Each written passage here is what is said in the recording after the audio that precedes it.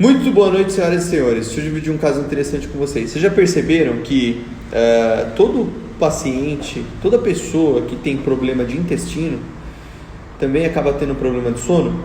E todo mundo que tem problema de sono também tem algum problema intestinal? Por que isso acontece? Tá? É óbvio, a porta de entrada de tudo isso é a mente. Como eu sempre falo aqui, a mente ela tem um poder muito grande sobre o estresse, né? A ansiedade, ou seja lá como você queira chamar, tem um poder muito grande na entrada, na maneira na qual você permite a entrada da doença, na somatização e da entrada das doenças físicas. Mas olha só, quando você tem gastrite, síndrome do intestino irritável ou qualquer outra síndrome intestinal, desde H. pylori, desbiose, enfim, refluxo, você acaba tendo mais inflamação no intestino através de uma proteína. E o TRL4 é um gene, uma proteína pró-inflamatória. Como toda proteína pró-inflamatória em sistema nervoso central, piora a biodisponibilidade de alguns neurotransmissores e principalmente estimula glutamato, que é aquele neurotransmissor excitatório, como se seu cérebro não conseguisse desligar, ele estivesse sempre em ação. Isso porque o teu organismo entende que está na vigência de algo que está agredindo ele, no caso a inflamação mediada por TRL4. Estão entendendo mais ou menos? É como se você não desligasse ali o interruptor nunca. Bom, isso vai aumentar a sua ansiedade durante o dia, vai fazer com que você não consiga entrar nas zonas profundas do sono com facilidade, e isso vai fazer um ciclo até você ficar deprimido, ansioso, enfim.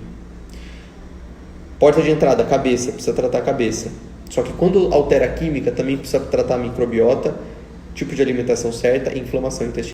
Aí já tem muita gente me falando, Pedro, então ansiedade é por conta do intestino? Ah, Pedro, então depressão? Ah, Pedro, pensamento acelerado, bipolaridade? Gente, tudo isso tem um fundo intestinal também.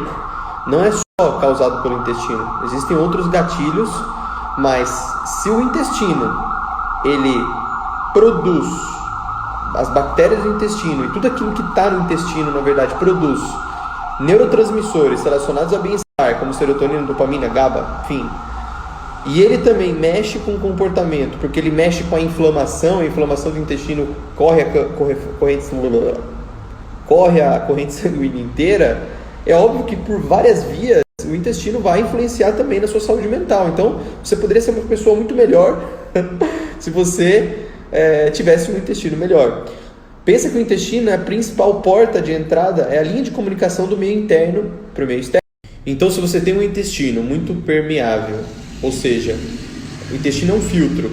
Se esse filtro, em vez de estar assim, ele está assim, está uma peneirinha, está passando um monte de coisa, um monte de molécula patogênica do intestino para a corrente sanguínea, um monte de moléculas que a gente ainda nem conhece e nem sabe a função e que vão prejudicar a sua saúde por várias vias, obviamente isso vai fazer com que você tenha um pior comportamento. Então deixa essa portinha fechada ou pelo menos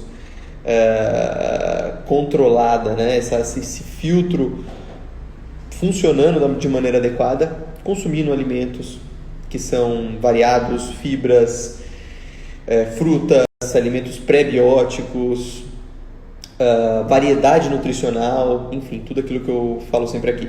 Leiam o post se vocês tiverem mais dúvidas sobre isso, sobre síndrome intestinal que eu fiz, certo? Então é isso, beijo.